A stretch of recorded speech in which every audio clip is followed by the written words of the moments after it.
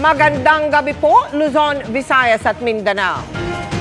Sugatan matapos kuyugin ng 4 na menor de edad ang isang lalaking edad 21. Ang dahilan lang umano, nasagi niya ang isa sa mga kabataan sa Eskinita. Natuntun na ng mga otoridad ang 2 sa mga nambugbog na pawang nasa high school pa lang.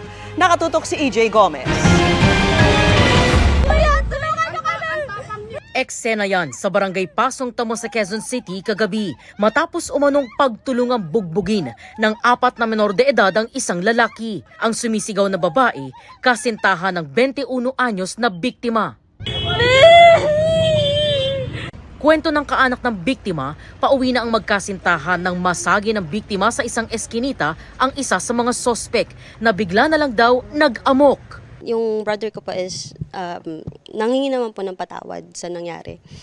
And after po nun, nag-amok na po sila ng away po. Tumulong pa raw sa pambubugbog ang 3 kasama ng nasaging lalaki. Inawakan po siya sa kamay, tapos ginan po ng brother ko yung tumbler yung kamay para lang maalis. Dahil sobrang higpit na po dun sa paghawak sa kanya. Sinuntok na po siya sa likod, starting po sa ears po. Nadapa po yung kapatid ko.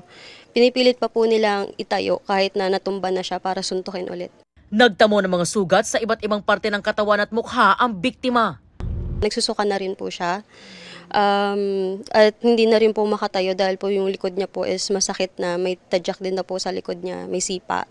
And pag tumatayo po siya is nahihilo na po siya. Hindi na po siya makatayo ng maayos. Natunto ng barangay ang 2 sa 4 na menor de edad na pawang high school students. Hiningan sila ng pahayag ng pulisya. Matapos ang insidente, nagpa-blotter ang isa sa 4 na menor de edad ayon sa Barangay Council for the Protection of Children o BCPC ng Pasong Tamo. Depensa raw ng 17 anyos na binata, sinaktan din siya ng biktima.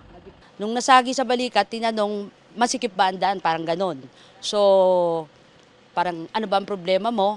Medyo hindi naging maganda siguro ang dating doon sa batay lang to sa nalalaman ko po. So, agad na hinampas siya ng tumbler dito. So, sabi naman nila, nung umuwi nga, duguan daw yung minor, tumutulo dito Tumangging magbigay ng pahayag sa media ang mga kaanak ng 2 natuntong minor, habang pinaghahanap pa ang 2 iba pa. Posibleng sa tinamo ng 21 years old, sa nakikita ko dyan, talagang posible na sila ay maayano sa tinatawag natin na institution para sa mga tinatawag na CICL, Children in Conflict with the Law, under ng DSWD. Patuloy ang investigasyon ng pulisya sa insidente.